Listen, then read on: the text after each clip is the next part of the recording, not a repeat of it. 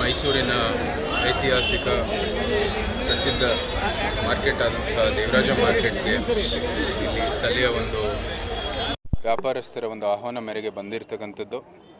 ತಮ್ಮೆಲ್ಲರಿಗೂ ತಿಳಿದಿರೋ ಹಾಗೆ 2-3 ದಿನ ಹಿಂದೆ ನಮ್ಮ ಉಚ್ಚ ನ್ಯಾಯಾಲಯದಿಂದ ಒಂದು ಒಳ್ಳೆ ತೀರ್ಪನ್ನು ಬಂದಿರತಕ್ಕಂಥದ್ದು. ಅಂದರೆ ಇದು ಕೆಡವಿ ಪುನರ್ನಿರ್ಮಾಣ ಮಾಡಬಾರ್ದು, ಈ ಕಟ್ಟಡದ ಒಂದು ರೆಸ್ಟೋರೇಷನ್ ಮಾಡಬೇಕು, ರೆನೋವೇಷನ್ ಮಾಡಬೇಕು ಅಂತ ತೀರ್ಪು ಬಂದಿರತಕ್ಕಂಥದ್ದು. ನಾವೆಲ್ಲರೂ ಸ್ವಾಗತ ಮಾಡ್ತೀವಿ. ಇದು ಭಾಳಷ್ಟು ಅಂದರೆ ಸುಮಾರು ನಾನು ಅರಮನೆಗೆ ಬರೋಕ್ಕೆ ಮುಂಚೆಯಿಂದನೂ ಈ ಒಂದು ಹೋರಾಟ ಸ್ಥಳೀಯರು ಎಲ್ಲರೂ ನಡೆಸ್ಕೊಂಡು ಬಂದಿರತಕ್ಕಂಥದ್ದು, ಎಲ್ಲರಿಗೂ ತಿಳಿದಿರ್ತಕ್ಕಂಥ ಸಂಗತಿ. ನಮಗೂ ಕೂಡ ಅದರಲ್ಲಿ ಕೈ ಜೋಡಿಸುವಂಥದ್ದು ಅವಕಾಶ ಕೊಟ್ಟಿದ್ದರು. ಜೊತೆಗೆ ಅಂದರೆ ಇವತ್ತು ಸಂಪೂರ್ಣವಾಗಿ ಅವರ ಒಂದು ಪರಿಶ್ರಮದಿಂದ ದಿನನಿತ್ಯ ಹೋರಾಟ ಮಾಡುವಂಥದ್ದು ಮೂಲಕ ಈ ತೀರ್ಪನ್ನು ಬಂದಿರತಕ್ಕಂಥದ್ದು. ಸರ್ಕಾರನೂ ಕೂಡ ಸೂಕ್ತವಾದಂಥ ರೀತಿ, ಸಕಾರಾತ್ಮಕವಾದಂಥ ರೀತಿಯಲ್ಲಿ ಇದಕ್ಕೆ ಪ್ರತಿಕ್ರಿಯೆ ಕೊಡಬೇಕು ಅಂತ ನಮ್ಮ ಆಗ್ರಹ. ಯಾಕಂದರೆ ಇವತ್ತು ಅವರು ಕೋರ್ಟ್ ಫೀಸು, ಜನರು ತೆರಿಗೆ ಬಳಸಿ ತಿರ್ಗಾ ಇದನ್ನ ಮುಂದುವರಿದು ಮತ್ತೊಮ್ಮೆ ಇಂಥ ಒಂದು ಆರ್ಡರ್ ತೊಗೊಂಡು ಅವ್ರಿಗೆ ಒಂದು ರೀತಿ ಅದು ಹಿನ್ನಡೆ ಆಗಬಾರ್ದು. ನಮಗೂ ಕೂಡ ಅವ್ರಿಗೂ ಅನುಕೂಲ ಆಗಬೇಕು, ನಮಗೂ ಅನುಕೂಲ ಆಗಬೇಕು ಅಂತ ದೃಷ್ಟಿಯಲ್ಲಿ ಇವತ್ತು ಮುಂದುವರಿಯೋಣ. ಇವತ್ತು ಆರ್ಡರ್ ಬಂದಿದೆ, ಅದರ ಮೇರೆಗೆ ಇವತ್ತು ಅದನ್ನು ಪುನರುಜ್ಜೀವನಗೊಳಿಸುವಂಥದ್ದು ಕೆಲಸ ಸರ್ಕಾರ ಮಾಡಲಿ ಅಂತ ನಾವು ಆಗ್ರಹಿಸ್ತೀವಿ. DC ಏನು ನಿಲುವು ತೊಗೊಂಡಿದ್ದಾರೆ, ಬರೀ ಅಪೀಲು ನಾವು ಮುಂದುವರಿತೀವಿ ಅಂತ, ದಯವಿಟ್ಟು ಅದನ್ನ ಮಾಡಬೇಡಿ ಅಂತ ನಾವು ಆಗ್ರಹಿಸ್ತೀವಿ. ಇವತ್ತು ಆರ್ಡರ್ ಬಂದಿದೆ, ಆರ್ಡರ್ ಮೇರೆಗೆ ನೀವು ಒಂದು ನ್ಯಾಯಾಲಯಕ್ಕೆ, ನ್ಯಾಯಾಂಗಕ್ಕೆ ಮರ್ಯಾದೆ ಕೊಟ್ಟು, ಗೌರವ ಕೊಟ್ಟು, ಅದಕ್ಕಿಂತ ಅದ್ರ ಜೊತೆಗೆ ಅದಷ್ಟೇ ಗೌರವವನ್ನು ಇಲ್ಲಿ ಸ್ಥಳೀಯ ಏನು ವ್ಯಾಪಾರಸ್ಥರಿದ್ದಾರೆ, ಸಣ್ಣ ವ್ಯಾಪಾರಸ್ಥರು ಇಲ್ಲಿ ದಿನನಿತ್ಯ ತಮ್ಮ ಬದುಕಕ್ಕಾಗಿ ಇಲ್ಲಿ ಬಂದು ಮಾರ್ಕೆಟಲ್ಲಿ ಒಂದು ಸಣ್ಣ ಜಾಗ ತೊಗೊಂಡು, ಬರೀ ಮಾರ್ಕೆಟಲ್ಲ, ಮಾರ್ಕೆಟ್ ಸುತ್ತಮುತ್ತನೂ ಕೂಡ ವ್ಯಾಪಾರಸ್ಥರು ಬಂದು ತಮ್ಮ ಎಲ್ಲ ಒಂದು ಅಡುಗೆ ಸಾಮಾನು ಇರ್ಬೋದು, ತರಕಾರಿ ಇರ್ಬೋದು, ಸಣ್ಣ ಒಂದು ಪ್ರಾಡಕ್ಟ್ಗಳಿರ್ಬೋದು, ಮಾರ್ಕೆಟ್ ಒಳಗಡೆಯೂ ಕೂಡ ಭಾಳಷ್ಟು ದಶಕಗಳಿಂದ, ತಲೆಮಾರುಗಳಿಂದ ವ್ಯವಹಾರ ನಡೆಸ್ಕೊಂಡು ಬಂದಿರತಕ್ಕಂಥ ಒಂದು ಐತಿಹಾಸಿಕ ಅಂದರೆ ಮೈಸೂರು ಒಂದು GI ಟ್ಯಾಗ್ ಇರುವಂಥದ್ದು ಗುರು ಸ್ವೀಟ್ಸು ಕೂಡ ಇಲ್ಲೇ ಇದೆ. ಸೊ ಅಂಥ ಒಂದು ಜಾಗ ಇದು ಎಲ್ಲರಿಗೂ ಕೂಡ ಅನುಕೂಲ ಮಾಡುವಂಥ ಜಾಗ. ಅದನ್ನ ರೆಸ್ಟೋರೇಷನ್ ಮಾಡೋದ್ರಲ್ಲಿ ಇವತ್ತು ಸರ್ಕಾರ ಮುಂದುವರಿಬೇಕಾಗಿದೆ.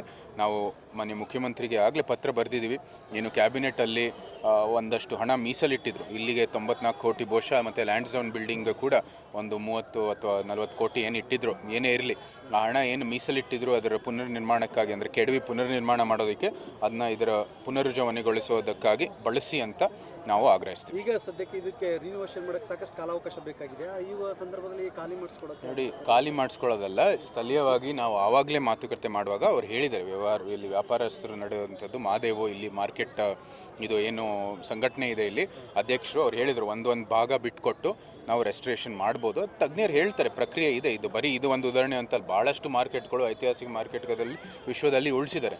ಒಂದು ಭಾಗ ತೊಗೊಂಡು ಏನು ಮಾಡಬೇಕಾಗಿದೆ ಮಾಡೋಣ. ಅದನ್ನು ಏನು ಅದು ಸೊಲ್ಯೂಷನ್ ಸಿಕ್ಕೋದು ಏನು ಕಷ್ಟ ಅಲ್ಲ, ಮನ್ಸು ಬೇಕು, ಅಷ್ಟೇ ಮನ್ಸು ಮಾಡಬೇಕು ಅವರು ಅಷ್ಟೇ. ಕಟ್ಟಡ ಈಗ ಶತಮಾನಗಳ ಇತಿಹಾಸ ಹೊಂದಿರತಕ್ಕ ಕಟ್ಟಡ ಈ ಶಿಥಿಲಾವಸ್ಥೆಗೊಂಡಿದೆ ಅಂತ ಅಂತಾರೆ. ಅದಕ್ಕೆ ಕಾರಣ ಏನು? ನೀವು ಮಾಡಬೇಕು, ಪುನರುಜ್ಜೀವನಗೊಳಿಸುವಂಥ ಹೋರಾಟ ಯಾವಾಗ ನಡೀತಾ ಇದೆ? 2005 ನಡೀತಾ ಇದೆ. ಈ 2005 ಇಲ್ಲಿ ಸಮಸ್ತ ಏನು ವ್ಯಾಪಾರಸ್ಥರು ಇದ್ದಾರೆ, ಅವರ ಅಭಿಪ್ರಾಯ ಇದನ್ನ ರೆನೋವೇಷನ್ ಮಾಡಬೇಕು ಅಂತ ಆವತ್ತೇ ಸ್ಪಂದಿಸಿ ನೀವು ಮಾಡಿದರೆ ನಾವು ಯಾರು ಹೋರಾಟ ಮಾಡೋ ಅವಶ್ಯಕತೆಯೇ ಇಲ್ಲ. 2005 ಇವತ್ತು 2026ವರೆಗೆ ಸತತವಾಗಿ ನೀವು ಇದನ್ನ ನಾನು ಡೆಮಾಲಿಷ್ ಮಾಡೇ ಪುನರ್ನಿರ್ಮಾಣ ಮಾಡ್ತೀನಿ ಅಂತ ಇವತ್ತು ಎಲ್ಲರೂ ಮುಂದುವರಿತಾ ಇರುವಂಥದ್ದು. ಎಲ್ಲ ಅಂದರೆ ಭಾಳಷ್ಟು ಜನ ಇದಕ್ಕೆ ಒಂದು ಶಾಮೀಲಾಗಿದ್ದಾರೆ. ಸೊ ಅದು ಆವಾಗಲೇ ಇವರು ಸ್ಪಂದಿಸಿ ಮಾಡಿದಿದ್ರೆ ಇವತ್ತು ಈ ಮಟ್ಟಕ್ಕೆ ಬರ್ತಾ ಇರಲಿಲ್ಲ. ಇವತ್ತು ಇದು ದೊಡ್ಡ ಹೋರಾಟ ಆಗಿ ಇವತ್ತು ಎಲ್ಲ ಸ್ಥಳೀಯರು ಭಾಳಷ್ಟು ಸಂಕಷ್ಟದಲ್ಲಿದ್ದಾರೆ, ಸಂಕಷ್ಟದಿಂದ ಇದಕ್ಕೆ ಈ ಒಂದು ಮಟ್ಟಕ್ಕೆ ಬಂದಿದ್ದಾರೆ.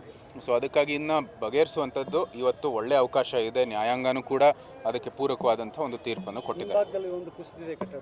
ಅದು ಎಲ್ಲರಿಗೂ ಗೊತ್ತಿದೆ ಯಾವ ರೀತಿ ನಡೆದಿದ್ದು ಅಂತ. ರಾತ್ರಿ ಬೆಳಗ್ಗೆ ಡ್ರಿಲ್ ತೊಗೊಂಡು ಬಂದು ಹೊಡೆದು ಅದನ್ನ ಕೆಡವಿರ್ತಕ್ಕಂಥದ್ದು ಎಲ್ಲರಿಗೂ ಗೊತ್ತಿದೆ. ವಿಡಿಯೋಗಳು ಇವತ್ತುವರೆಗೂ ಮಾರ್ಕೆಟ್ನವ್ರ ಹತ್ರ ಇದೆ. ಅದು ಏನು ಡ್ರಿಲ್ ಇಲ್ಲ. ಅದಾದ ನಂತರ ಏನೇನು ಮಳೆಗಳು ಬಂತು, ಆ ಎಲ್ಲ ಕೊಡಗುವಲ್ಲಿ ಪ್ರವಾಹನೂ ಕೂಡ ಆಗಿತ್ತು. ಅಂಥ ಮಳೆಗಳು ಬಂದಾಗ ಯಾವುದೇ ಒಂದು ಇದು ಕಟ್ಟಡ ಶಿಥಿಲ ಇದ್ರೂ ಸಹ ಯಾವುದೇ ರೀತಿಯ ಒಂದು ಹಾನಿ ಆಗಿಲ್ಲ. ಅಂಥ ಒಂದು ಬಲಿಷ್ಠವಾದಂಥ ಕಟ್ಟಡ. ಬರೀ ಅದನ್ನ ಇನ್ನು ಶಾಶ್ವತವಾಗಿ ಉಳಿಬೇಕಂದ್ರೆ ಒಂದು ರೆಸ್ಟೋರೇಷನನ್ನು ನಡಿಬೇಕಾಗಿದೆ.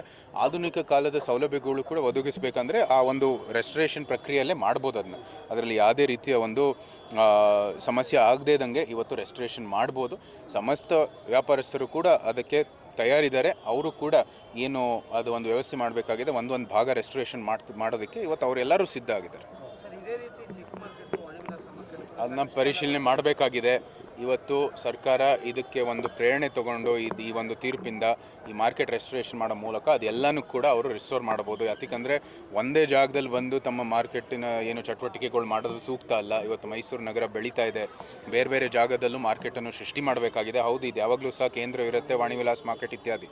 ಆದರೆ ಇವತ್ತು ಬೇರೆ ಬೇರೆ ಜಾಗದಲ್ಲಿ ಮಾರ್ಕೆಟ್ ಮಾಡಿ ಅದೆಲ್ಲನೂ ಕೂಡ ವ್ಯವಸ್ಥೆ ಮಾಡಿಕೊಡ್ಬೇಕಾಗಿರ್ತಕ್ಕಂಥದ್ದು ಅತಿ ಅವಶ್ಯ. ಅದು ಆ ಗ್ರೇಟರ್ ಮೈಸೂರು ಯೋಜನೆಯಲ್ಲಿ ಇದೆಯೋ ಇಲ್ವೋ ನಂಗೆ ಅರಿವು ಇಲ್ಲ, ಆದರೆ ಅದನ್ನು ಕೂಡ ಅಳವಡಿಸುವಂಥದ್ದು ಕೆಲಸ ಮಾಡಲಿ ಅವರು. ಒಂದು ಕಡೆ ಲ್ಯಾನ್ಸ್ಡೌನ್ ಬಿಲ್ಡಿಂಗ್ ಕೂಡ ರಿನೋವೇಷನ್ ಮಾಡಲಿಕ್ಕೆ ಅವರು ಇದಕ್ಕೆ ಸೇರಿಲ್ಲ ಅವರು ತೀರ್ಪಲ್ಲಿ, ಆದರೆ ಇದರಿಂದ ಪ್ರೇರಣೆ ತೊಗೊಂಡು ಇದು ಮಾಡಿದ್ರೆ ಒಳ್ಳೆಯದು. ಯಾಕಂದರೆ ಅಂತಿಮದಲ್ಲಿ ಸುಪ್ರೀಂ ಕೋರ್ಟಿಂದ ತೀರ್ಪು ಬರೋದು ಅದೇ ರೀತಿ. ಇದು ಅವರು ಸುಮ್ಮನೆ ಜನರು ತೆರಿಗೆ ಹಣವನ್ನು ಒಂದು ರೀತಿ ಬಳಸಿ ಇದು ಮುಂದುವರಿಸಿ ಅವರು ಮುಂದುವರಿತಾನೇ ಇರ್ತದೆ, ಕಟ್ಟಡ ಬಿದ್ದೋಗುತ್ತೆ. ಆವಾಗ ಅವರು ಬಂದು ಇಲ್ಲ ನೋಡಿ ನಾವು ಹೇಳಿದ್ದಕ್ಕೆ ಮಾಡ್ತಾರೆ ಅಂತ. 2005ಇಂದನೂ ಇದೇ ರೀತಿ ನಡೀತಾ ಇದೆ. ಅದೇ ಟೈಮ್ಗೂ ಕೂಡ ಲ್ಯಾಂಡ್ಸ್ಡೌನ್ ಕೂಡ ನಡೀತಾ ಇರುವಂಥ. ಮೈಸೂರಿನಲ್ಲಿ ಇರ್ತಕ್ಕಂಥ ಪಾರಂಪರಿಕ ಕಟ್ಟಡಗಳನ್ನ ಉಳಿಸಬೇಕು ಅನ್ನೋ ನಿಟ್ಟಿನಲ್ಲಿ ನಿಮ್ಮ ಒಂದು ಆಗ್ರಹ? ಇಲ್ಲ, ಅದು ನಾನು ಇದು MP ಆಗೋಕ್ಕೆ ಮುಂಚೆನೂ ಕೂಡ ಈ ಹೋರಾಟದಲ್ಲಿ ತೊಡಗಿಸಿದ್ದೀನಿ. ಇದು ಅದರಲ್ಲಿ ಯಾವುದೇ ರೀತಿಯ ಒಂದು ಅನುಮಾನ ಬೇಡ. ಇದರಲ್ಲಿ ನನ್ನ ಸಂಪೂರ್ಣವಾಗಿ ನನ್ನ ಬೆಂಬಲ ಇದೆ. ನಾವು ಪಾರಂಪರಿಕತೆ ಉಳಿಸಬೇಕಾಗಿದೆ, ನಗರದ ಅಭಿವೃದ್ಧಿನೂ ಕೂಡ ಮಾಡಬೇಕಾಗಿದೆ. ಇದಕ್ಕೆ ಇಡೀ ವಿಶ್ವದಲ್ಲಿ, ನಮ್ಮ ವಿಶ್ವದಲ್ಲ ರಾಷ್ಟ್ರದಲ್ಲೇ ಭಾಳಷ್ಟು ಉದಾಹರಣೆಗಳಿದೆ. ಚಂಡೀಗಢ ಇರ್ಬೋದು, ಅಮೃತ್ಸರ್ ಇರ್ಬೋದು, ಗೋಲ್ಡನ್ ಟೆಂಪಲ್ ಭಾಗದಲ್ಲೂ ಕೂಡ ಒಂದು ರೆಸ್ಟೋರೇಷನ್ ಮಾಡಿದ್ದಾರೆ. ಇದೆಲ್ಲನೂ ನಮಗೆ ಒಳ್ಳೆ ತಂತ್ರಜ್ಞಾನ ಇದೆ ಮಾಡೋದಕ್ಕೆ, ಎಲ್ಲ ರೀತಿಯ ಒಂದು ಎಕ್ಸ್ಪರ್ಟೀಸು ಕೂಡ ಇದೆ.